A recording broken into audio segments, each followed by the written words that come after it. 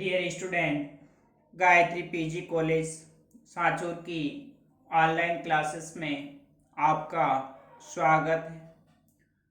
आज हम BSc part second organic chemistry में नेक्स्ट जो टॉपिक है ऑक्सीडेशन ऑफ कीटोन्स, कीटोनों का ऑक्सीकरण और उसके अंदर बेयर विनेगर ऑक्सीडेशन। वेरी इंपॉर्टेंट, क्योंकि ये हर बार इस एग्जाम के अंदर मैकेनिज्म पूछा जाता है कि बेयर विनेगर ऑक्सीडेशन क्या, इसकी क्रियाविधि लिखिए। तो बेयर विनेगर ऑक्सीडेशन के अंतर्गत एल्डिहाइड या फिर कीटोन्स,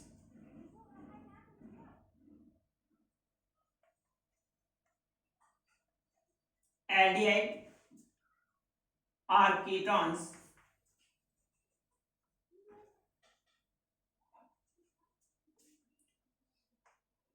का ऑक्सीकरण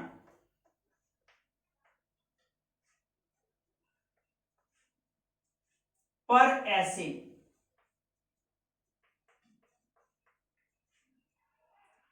फॉर एग्जांपल पर एसिटिक एसिड,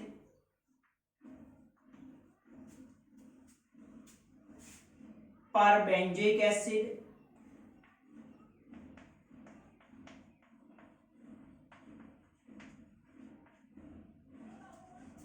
आदि की उपस्थिति में करवाने पर ऑक्सीकृत होकर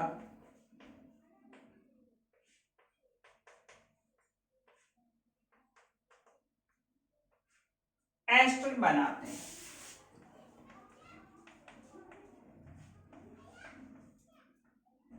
इसे बेयर विनेगर ऑक्सीकरण कहा जाता है।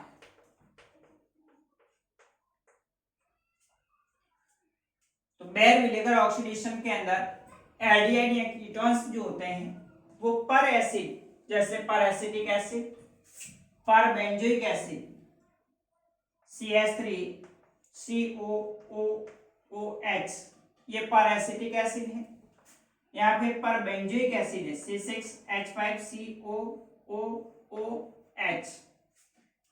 इनकी उपस्थिति में ऑक्सीकृत होकर के एस्टर बनाते हैं। तो इस अभिक्रिया को हम बेयर विनेगर ऑक्सीडेशन कहा जाता है। जैसे C6H5COCH3 एसीटोफिनॉल है, और इस एसीटोफिनॉल का पर बेंजोइक एसिड की उपस्थिति में ऑक्सीडेशन करवाते हैं। तो ये ऑक्सीकृत होकर के C6H5OCOCH3 हेनिल एसीटेट बनाता है।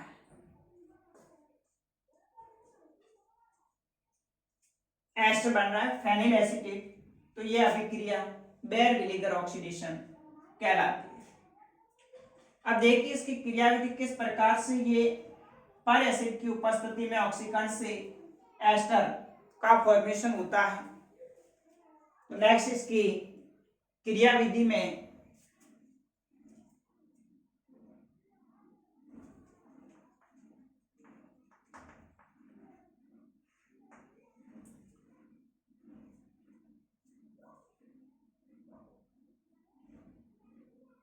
सबसे पहले एसीटोफिनॉल बेंजोइक एसिड के साथ में अभिक्रिया पर एसिड के साथ में अभिक्रिया करेगा।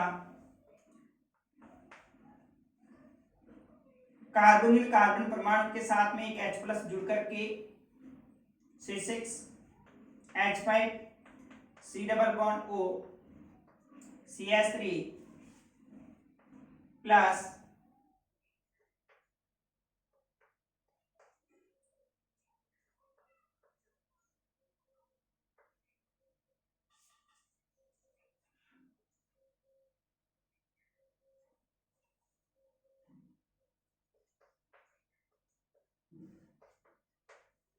C6H5COOH है। तो यहां से ऑक्सीजन परमाणु इस कार्बोनिल कार्बन पर अटैक करेगा, ऊपर माइनस, और यहां से H+ आयन ऑक्सीजन के साथ में जुड़ जाएगा। C6H5COH CH3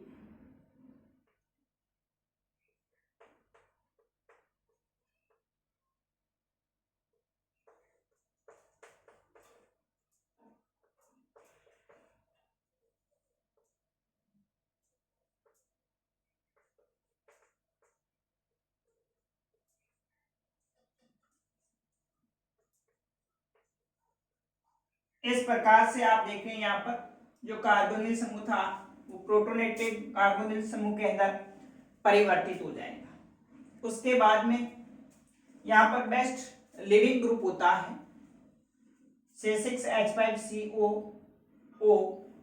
तो यहाँ पर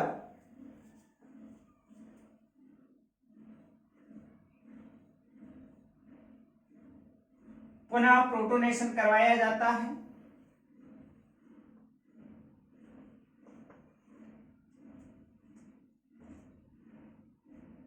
और ये H+ आयन इस कार्बोनिल कार्बन के साथ में जुड़ जाएगा। C6H5COH CH3OC, यहाँ पर H+ के जुड़ने से OH बन जाएगा।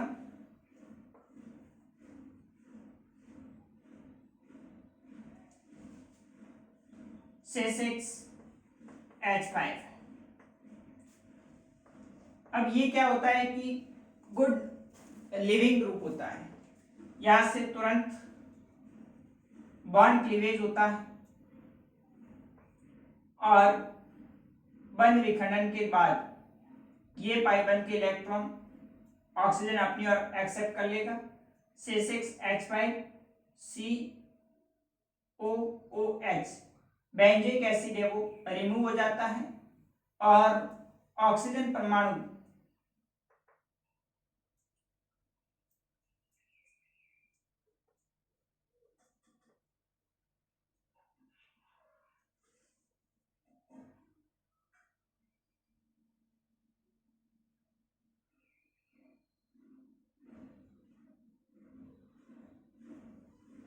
यहाँ पर एक डीप्रोटोनेशन और भी होता है।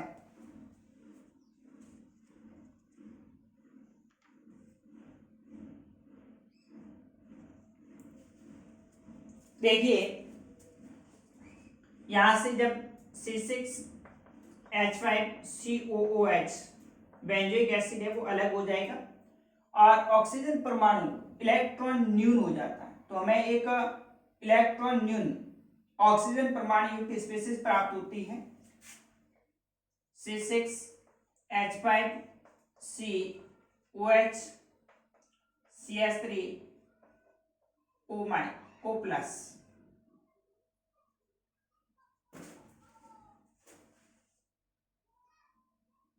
Electron deficient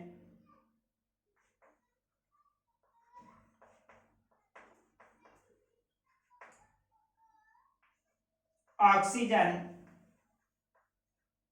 atom.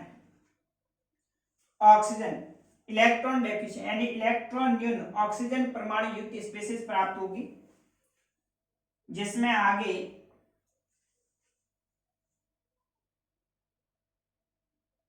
इस C6H5 समूह का माइग्रेशन होता है जिसको एप्टीट्यूड माइग्रेशन कहा जाता है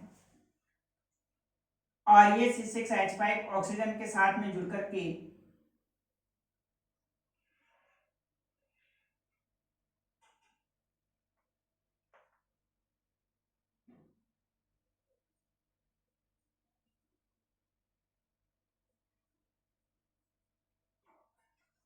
C6H5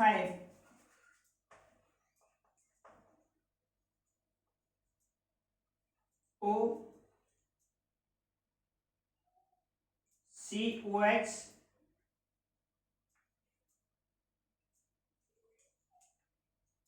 CH3। अब यहां पर कार्बन इलेक्ट्रॉन न्यून है, तुरंत ही H प्लस को रिमूव करके CH3 C double bond O C6H5 phenyl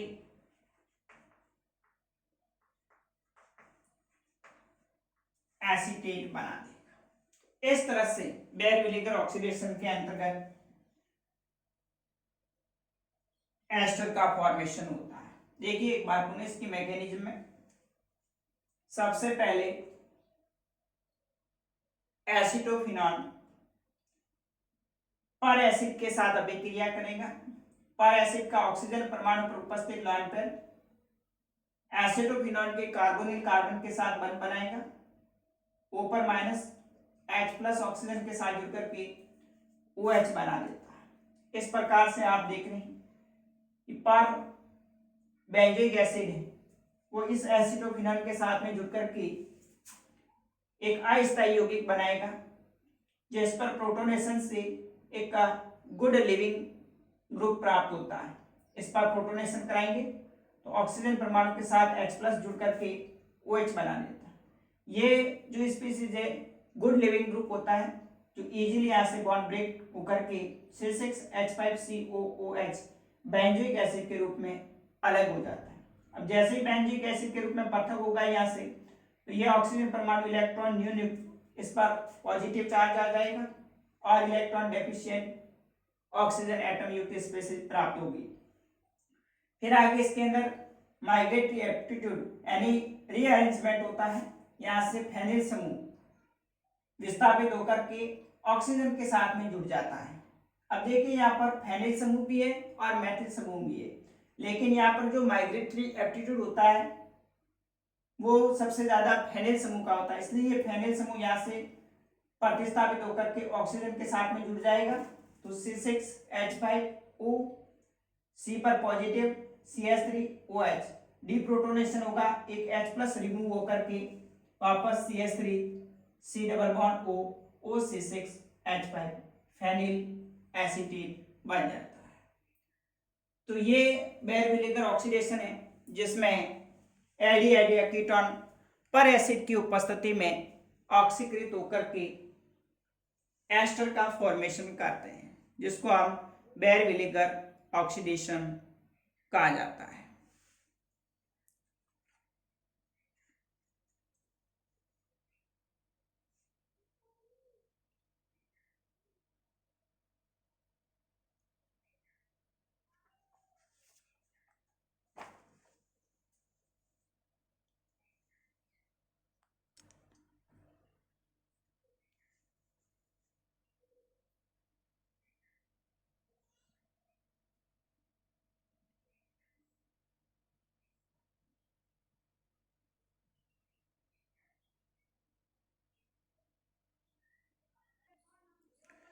देखिए इसमें विशेष आपको ध्यान बेयर-विलिगर ऑक्सीडेशन के अंदर रखना है कि माइग्रेटरी जो ग्रुप होगा वो कौन सा होगा, यानी माइग्रेशन कौन से समूह का होता है। तो इसके लिए एक ऑर्डर है जिसको migratory order of migratory aptitude कहा जाता है। तो इलेक्ट्रॉन न्यून ऑक्सीजन केंद्र पर एल्किल या एरिल समूह का स्थानांतरण की प्रवृत्ति को माइग्रेटरी एप्टीट्यूड कहा जाता है। ऑर्डर ऑफ माइग्रेटरी एप्टीट्यूड में सबसे ज्यादा 3 डिग्री तर्तिक समूह की, उसके बाद में उससे कम एरिल, फिर 2 डिग्री, फिर 1 डिग्री साइक्लोप्रोपाइल, फिर H और उसके बाद में मेथिल समूह। 3 डिग्री जो एल्किल ग्रुप होता है वो सबसे अधिक माइग्रेटरी एप्टीट्यूड रखता है, उससे कम एराइल समूह, उससे कम 2 डिग्री, उससे कम 1 डिग्री साइक्लोप्रोपाइल, उसके बाद में H और सबसे कम मेथिल। जैसे फॉर एग्जांपल आपको एग्जाम में सवाल पूछा गया, यहां से साइक्लोप्रोपाइल रिंग जुड़ी हुई है, साइक्लोप्रोपाइल का एक COCH3 यानी कीटोनिक कंपाउंड है और एरो के ऊपर परबेंजोइक एसिड दे रखा है। तो यहाँ पर ये कीटोन है, परबेंजोइक एसिड की उपस्थिति में बेर विनेगर ऑक्सीडेशन है, मीन्स ये पर एसिड की उपस्थिति में जो कीटोन है वो ऑक्सीकृत होकर के एस्टर बनाता है। तो यहाँ पर दो कंडीशन है कि ऑक्सीजन परमाणु इस COCH3 समूह के बीच में जुड़ेगा या फिर इस साइक्लोप्रोपाइल और कार्बन परमाणु के बीच में जुड़ेगा। जैसे अभी अपने पढ़ा था कि C6H5 COH CH3O प्लस था। यह ऑक्सीजन इलेक्ट्रॉन न्यून है, तो यहां से हमने फेनिल समूह का स्थानांतरण करवाया था और वो ऑक्सीजन के साथ में जुड़कर के C6H5OCO CH3 बना रहा था। जैसे अभी मैंने यह लिखा है कि जब फेनिल और मैथिल समूह दोनों प्रेजेंट है, मैथिल समूह एराइल यानी फेनिल समूह भी उपस्थित है, तो माइग्रेशन किसका होता है, इस CH3 की तुलना में जो एरिल समूह होता है C6H5 ग्रुप है वो स्थानांतरित होकर के एस्टर बनाएगा। तो यहाँ पर भी जब पर एसिड के साथ में अभिक्रिया करवाई जाएगी तो ऑक्सीजन परमाणु CH3 और यहाँ लिखा हुआ मैंने साइक्लोप्रोपाइल ग्रुप, तो इनमें से स्थानांतरण किसका होता है, साइक्लोप्रोपाइल समूह का अधिक होता है, इसलिए बनने वाला जो प्रोडक्ट होगा, जो एस्टर बनेगा वो OCOCH3। ऑक्सीजन जो परमाणु होगा वो इस साइक्लोप्रोपाइल और कार्बन जो परमाणु इसके बीच में जुड़ेगा और जुड़ करके एस्टर का फॉर्मेशन करेगा, ना कि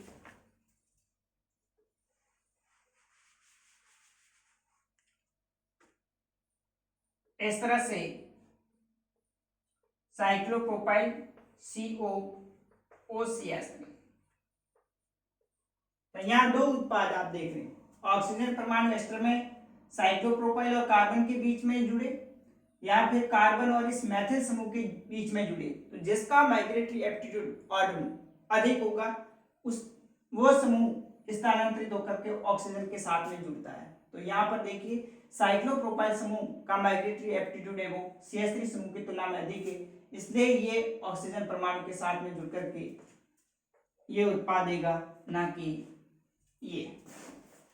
इसी प्रकार से एक और एग्जांपल दिखा, CH3 CO CH2 CH3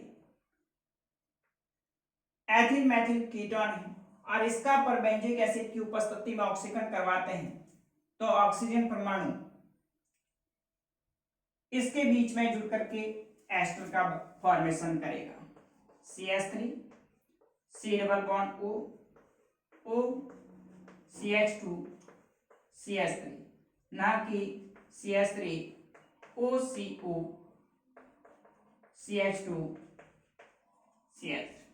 अब यहाँ पर मैथिल और एथिल में से जो माइग्रेटरी एप्टीट्यूड ऑर्डर के अंदर आप देख रहे हैं कि प्राथमिक 1 डिग्री जो एल्काइल समूह होता है उसका माइग्रेटरी एप्टीट्यूड मैथिल समूह की तुलना में अधिक होता है, इसलिए ये समूह ऑक्सीजन परमाणु के साथ में जुड़कर के उत्पाद देगा, न कि मैथिल समूह के साथ में। ये प्रोडक्ट रॉन्ग, ये जो आंसर होगा वो करेक्ट आंसर होगा। तो इस तरह से बेर विनेगर ऑक्सीडेशन के अंदर बहुत इजी है, लेकिन थोड़ा सा आपको माइग्रेटरी एप्टीट्यूड जो ऑर्डर है उसका ध्यान रखना है कि कौन सा समूह स्थानांतरित होकर के ऑक्सीजन जो इलेक्ट्रॉन न्यून है उसके साथ में आकर के जुड़ता है और एस्टर का फॉर्मेशन करता है। अब हम आगे नेक्स्ट अगली जो कैनिजारो रिएक्शंस है उसके बारे में डिस्कस करेंगे। आज के लिए इतना ही। Okay, thank you.